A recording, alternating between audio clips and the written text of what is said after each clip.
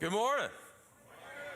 My name is Dave, one of the pastors here at ACC, and I get the privilege of continuing our series talking about when God's people pray. I mean, I'm going to be honest, I'm pretty excited about this because prayer is such an incredible opportunity for us as Christ followers. It is this incredible gift that God has given us to be able to have conversations with our Creator, and I think sometimes we just kind of overlook it. Like we do not take full advantage of everything that God has for us, and I hope after today that changes just, if not completely, maybe just a little bit for you as you begin to think about what God has for you and the gifts that He has for you. You know, this past weekend was an interesting weekend for us as a culture. We actually had a day last weekend. It was called Quitter's Day. Does anybody know what Quitter's Day is? Yeah, Quitter's Day is the day where the majority of everyone who has made a New Year's resolution decides that they're done. They just quit. They're like, I thought that this was going to be a good thing. It's so interesting because we're like not even 2 weeks in to the new year, and everybody who made this resolution that they're going to keep for the entire year, they're like, yep, that was silly. Like, that was dumb. I don't know what got into me, but that New Year hype just does not last. And so we had that Quitter's Day. Have you ever tried something over and over again? Maybe for some of you, you tried the same thing multiple years in a row, and hopefully you made it past last weekend. Hopefully you made it longer than that, but you've tried something, you're trying to change something about yourself, trying to get better, trying to figure something out, where in your life, you just keep trying over and over again. You know, I know for me, like I've sometimes had resolutions, they last for like 4 years. It's like, well, that didn't work, try again next year. Something special about that January 1st time of year where we get that opportunity to try new things. But let's think about like these things that we try over and over again, that we just keep trying. I don't know what it is for you. Maybe it's something where you're just trying to learn something new, where you're trying to do something better. But I think sometimes we have these things in our lives where we just keep trying.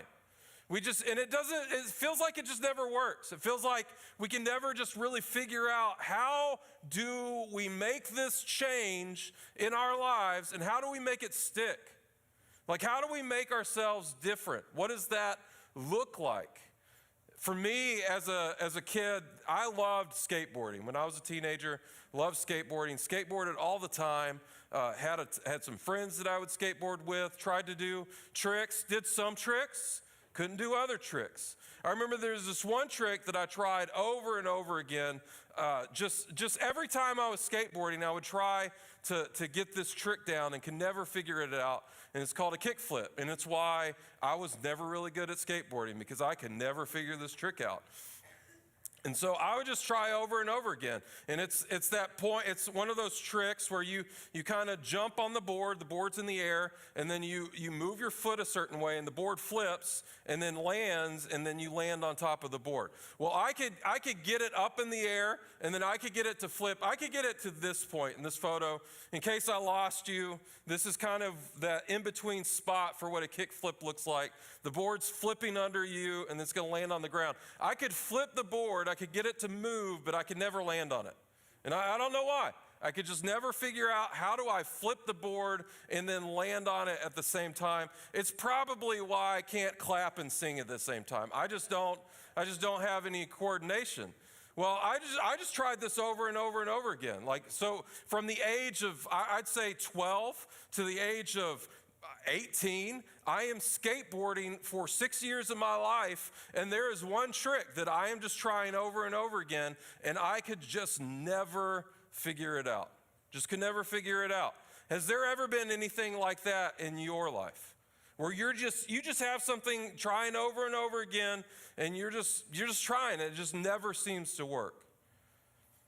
There's some things where we just try it over and over again, and there are good things that we're trying to do in our lives, things that we're trying to change, things that we're trying to get better at. Where we're trying to pray more. Maybe we're trying to read our Bible more. Maybe we're trying to figure out what is the thing that I need to do to have a closer relationship with God this year, and we just try it over and over again, and it just never seems to really click, never seems to really work in our lives, and it just seems to always kind of fall off. Anybody ever there? How many Bible reading plans have been ruined by Leviticus or Numbers? You just start getting into the names, and it's like, what does this mean? Like, I don't even understand this. How do I go through this? Well, I think for us today, I think God has something for us. Sometimes we try something over and over again, and it kind of creates scars. As a matter of fact, when I was trying that kickflip over and over again, like my shin to this day, my right shin, so the failure point for me with the kickflip would be I would flip the board, and then I would go to land, and the board would just slam like right into my shin, which did not feel great, but I was committed. And to this day, like if I run my finger along my shin, it is actually dented. So this shin straight, this shin not. But I think sometimes we try things over and over again. We try to get better. We try to do things over and over again. It kind of leaves scars to the point where we maybe just kind of get a little bit worried about it. We're like, well, maybe we just kind of give up. Like it's just that thing that we can never do. Maybe sometimes we begin to feel like maybe God is like, he's kind of in that Charlie Brown cartoon. God is he's kind of taking the place of Lucy. And Lucy, she holds the football for Charlie Brown out. And every time Lucy just tells Charlie Brown, hey, it's going to be okay, it's going to be okay. And every time she just the football out, and this is just kind of where we're at. It just kind of feels like it just kind of gets pulled out from under us. We just try over and over and over again, and we just end up where we feel like, we just feel like failures. We just feel like we can't get there. That's trying something. Maybe, what about something in your life that you want to stop doing? What about something in your life, maybe it's a sin issue for you. Maybe it's something that you know is in your life that is not good for you. Maybe it's something that kind of separates you from God a little bit, and you're just trying to figure out how do I stop it? Maybe it's drinking too much. Maybe it's eating too much. Maybe we're trying to look at our language. Maybe we're trying to stop the way that we talk. Maybe it's not just the words that we say, but maybe it's how we say it, how we talk to other people. We're trying to figure out how do we control that? What do we do? Maybe we're trying to figure out the things that we watch. Maybe it's not the really bad things, but maybe it's the things that after we watch it, we enjoy watching it, but after it's done, we don't feel closer to God. We actually feel a little bit further away, like it just kind of separates us. Maybe it is the bad stuff. Maybe it's pornography. Maybe it's something that is actually harmful to you and your relationships. Maybe it's something that you listen to. Something you listen to that you really enjoy, but it kind of separates you from God and separates in that relationship. Maybe it's something that you know that God has asked you to do, and it's not necessarily a sin issue, but God has asked you to do this, and so you just never can do it. So it becomes a sin issue because it's something that God asked you to do, and you just never start it. What about those times in our lives where we are trying to stop doing something bad or to start doing something good? What about those times in our lives where we're in that spot? And here's the tough thing. As followers of Jesus, as followers of him and who he is and trying to become more like him, this is something that we've all felt. This is something that we've all experienced. As a matter of fact, even the guy who wrote the majority of the New Testament for us, the majority of the Bible, he said this. He said, I do not understand what I do. For what I want to do, I do not do. But what I hate, I do. What an incredible verse to find in the Bible. This verse that describes how almost all of us feel when it comes to sin and temptation. When it comes to these things that we try to fix, these things that we try to get better at, these areas in our lives where we are trying to become more like Jesus, and it just feels like it doesn't work. It just feels like it doesn't work. Well, I'm here this morning because I believe that Jesus does have an answer for us. And I think it is an answer that a lot of us sometimes kind of overlook, and it's prayer. I believe that prayer is Jesus' answer to us for temptation. Jesus wants that for us because Jesus had a plan for resisting temptation. Jesus had a plan. There was this point in Jesus' ministry. He's coming to the end of his ministry. He's about to go to the cross. And he's actually entering the last weekend before he goes to the cross. And he's gathering up his disciples, and he's gathering up these guys that he's spent all of this time with, the past 3 years, doing ministry with, seeing miracles happen. These guys have all seen miracles happen. They've all seen these incredible things that Jesus has done. And he sits down at a table to celebrate the festival of unleavened bread. He's sitting down with them to celebrate Passover. This incredible celebration that the Jewish people had every year is this opportunity to remember God bringing them out of slavery. And Jesus is sitting down to celebrate, to begin the weekend that is going to send him to the cross. And so he sits down for this meal with his disciples on a Friday night, and he's trying to prepare them. Jesus knows what's coming. Jesus understands what is going to happen in their lives, and he is trying to share with them. He's trying to prepare them for the things that are going on. And he starts to talk to them, and he starts to tell them this meal where it's supposed to be this celebration, and Jesus starts to tell them, hey, you guys are gonna kind of leave me. You guys are gonna kind of go a different way. And Peter, my favorite disciple, the guy who always talked before he thought, the guy who always seemed to put his foot into his mouth, he's like, Jesus, no, I would never do that. Jesus, I've seen all of these things that you've done. I would never betray you. I would never leave your side. And Jesus, he takes a moment and he pauses. And then he looks at Peter and he tells him, hey,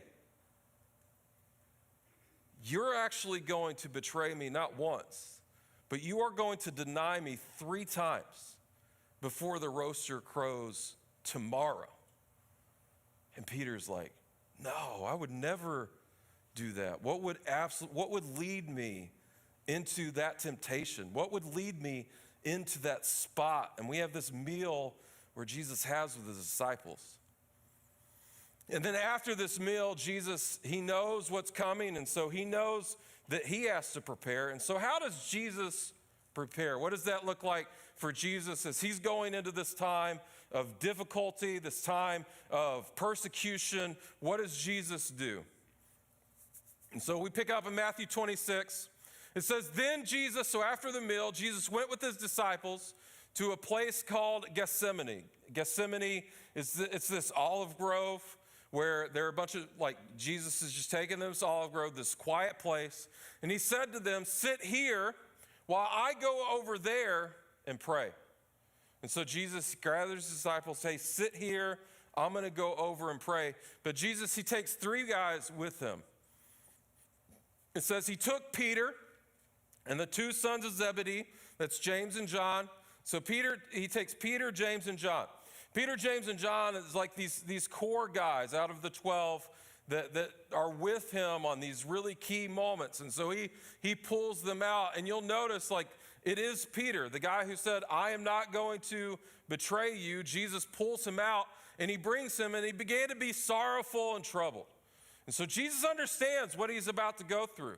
He is not excited about it. And actually, I believe it's not even the pain that Jesus is worried about. We'll find that out in this next verse. He says, then he said to them, my soul is overwhelmed with sorrow to the point of death. Stay here and keep watch with me. He's asking these disciples to keep watch with him, to be with him. And then Jesus says, going a little further, he fell to the face on the ground. He prayed, my Father, if it is possible, May this cup be taken from me, yet not as I will, but as you will. And so Jesus is facing this difficult thing. Remember, he is fully God, but he is also fully human. He understands. And this cup, this is not necessarily about the pain that he is about to go through as he goes on the cross. This is actually, he's referring to the cup of God's wrath. So the cup of God's wrath that is poured down on sin, as Jesus goes to the cross, he is going to take all of that for us. He's going to take all of it for us. And Jesus knows what that means. And so Jesus, he's praying, and I love this incredible example for us. Yet not as I will. Not as I will, not what I want, but what you want. Then he returned to his disciples and he found them sleeping. Sounds about right. Couldn't you men keep watching me for 1 hour? He hadn't even been gone that long. He's like, couldn't you just hang out with me for an hour? He asked Peter, remember the disciple that promised him he would never betray him, would never leave him. And he says this, watch and pray so that you will not fall into temptation. This is incredible. Jesus, he knows everything they're about to see. He knows everything they're about to go through. He says, watch and pray so that you will not fall into temptation. The spirit is willing, but the flesh is weak. He's trying to prepare them. He's trying to show them. Jesus knows all the adversity that the disciples are going to face. Jesus knows all of the persecution that the disciples are going to face. He actually knows that he's not the only one that is going to die for this. That actually all of his disciples will end up giving up their lives except for one, for their relationship with him.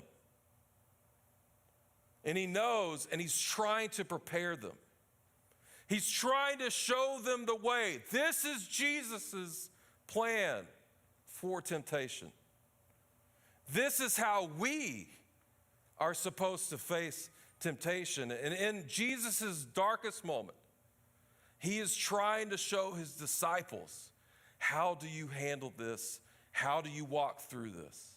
And this morning, I want to share with you 3 things that we're going to pull out of that verse that are going to be instrumental as we begin to think about how do we face temptation. When those things that we've tried over and over again to get over, to move past, to try to change in our lives, to try to start doing something good, to try to stop doing something bad, those things in our lives, how do we figure it out? And this is the key. Jesus is telling us to watch and pray so that we will not fall into temptation. The spirit is willing, but the flesh is weak. So let's get into some things I want to point out this morning. So Jesus said, watch and pray so that you will not fall into temptation. And so the first thing that I think Jesus is trying to tell them, and something that we need to keep in mind as followers of Jesus, is that temptation is assumed. Temptation is assumed. I think sometimes when we go through our lives with Jesus, we think that temptation is the bad part. We think that when we're trying to change, when we're trying to get better, that it's the temptation that is the failure point for us. But that's not what Jesus is showing us. Jesus is showing us temptation is going to come. And so the question for us is, are we prepared when the temptation shows up? And so for you, as you begin to think about the things in your life that cause temptation, the things in your life that cause division in your relationship with Jesus, that cause separation in your relationship with Jesus, what are the things that tempt you? Because what we have to think about is that we're not only dealing with our own flesh, we're not only dealing with our own sinful desires, the things that we invite into our lives, the things that we have done in our lives that cause temptations, we're not only dealing with those temptations, We're not only dealing with the temptations that other people have invited into our lives. We're not only dealing with all the temptations that other people have put into our lives through the actions, the evil that they have done against us. We're not only dealing with those temptations, but we also have an enemy that wants to steal, kill, and destroy you. And he knows where you're weak. He knows where you're tempted.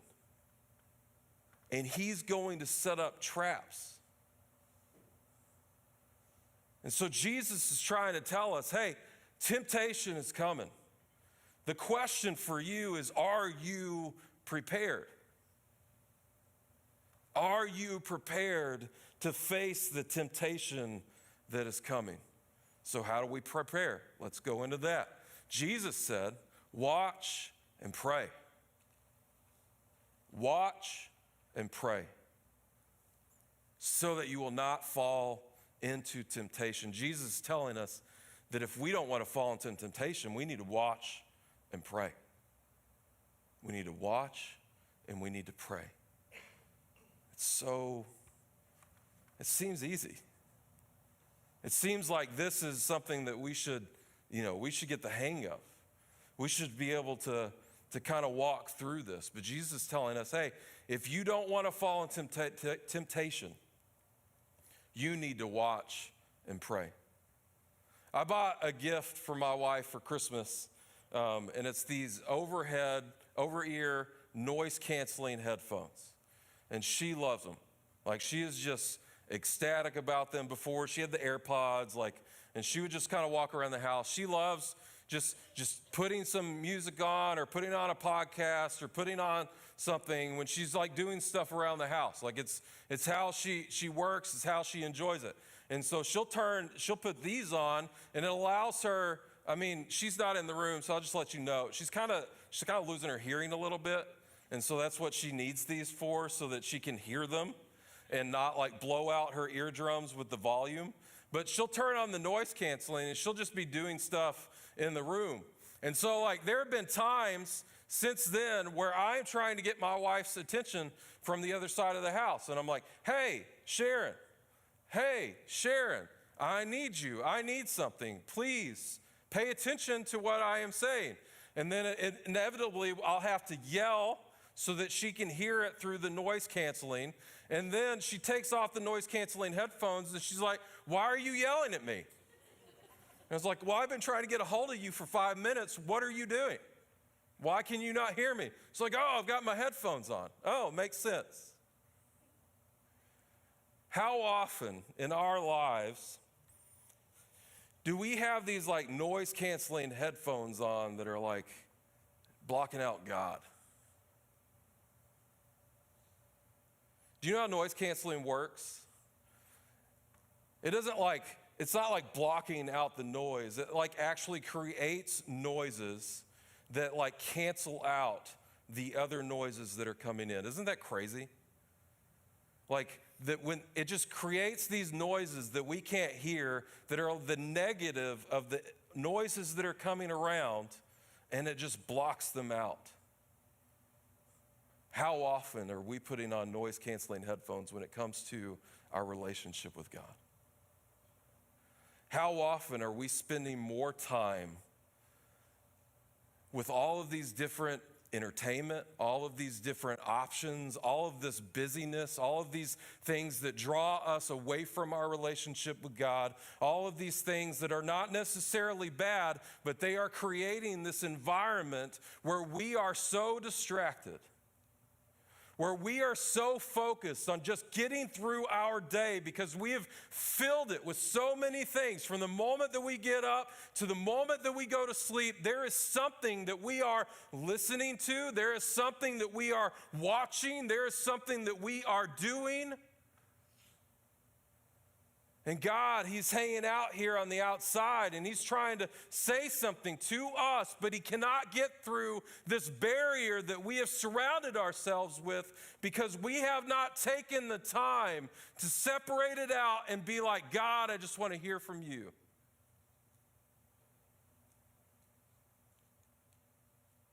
How often in our relationship with God have we put on these noise-canceling headphones and we haven't given our heart or our mind any way to hear what he's trying to say to us? We need prayer. We need it. And we need more than just this prayer that we have as we go along. You should be praying as you go through your day. You should be praying as you go about your tasks. You should be talking to God as you're at work, as you're driving, as you're going through all of these different things. Those are things that you should be doing, but those things can, it's just distractions. You need time in your day that you're just giving to him, where you're just taking this time and you're sitting down and you're beginning to pray and you're beginning to listen to what he's trying to tell you. His prayer isn't complicated. Prayer is just you having a conversation with him where you're sharing your problems with him, where you're sharing with him about the things where you are tempted. Where you are, as you are praying, you're telling him how incredible he is, and you're reminding yourself that he is bigger than your problems. And then the next time when you face temptation, you'll know, oh, God's bigger than this. I don't have to give in. Because I have somebody inside of me who's stronger than this temptation that I'm facing, and it's the only way where we are going to make it past those things that we try over and over and over again, because Jesus is telling us that without time spent in prayer, how can we hear God? Without time spent in prayer, how can we expect to hear him?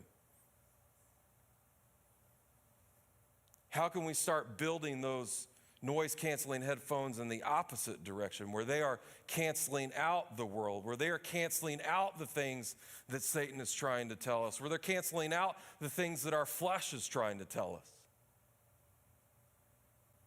The only way that we can do that is by spending time with him. And then Jesus, he tells us, the spirit is willing, but the flesh is weak. He's telling us, your spirit wants to do this. Your spirit wants to get better, but your flesh is weak. How can you stop letting your flesh take control?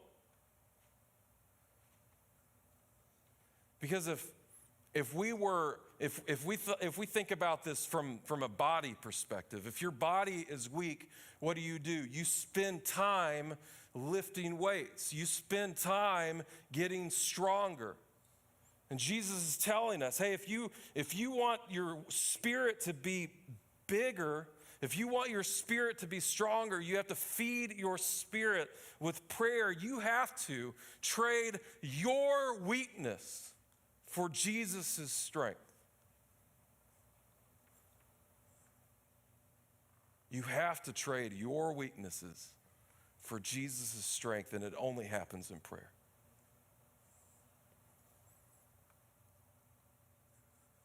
This is the key. This is the thing. This is what changes things for us. This is through time spent with Jesus, we actually come to a point where we're more like Jesus and we look like him, and then we start to act like him. And as the inside of our hearts change because we're spending so much time with him, then the outside starts to change too, and we start to find freedom, and we start to find victory, and we start to find breakthrough, and it only happens through a relationship with Jesus, and that can only happen through time spent in prayer. I want you to have a relationship with Jesus where everything in this world, where you look at it and you're like, it's not worth it because Jesus is worth more. I want you to have a relationship with Jesus where you look at the things of this world, the things that we can accumulate, and you look at them and you think about them and you're like, oh, I mean, that would be nice, but Jesus is worth more. And it's not that those things are bad, it's just that Jesus is worth more.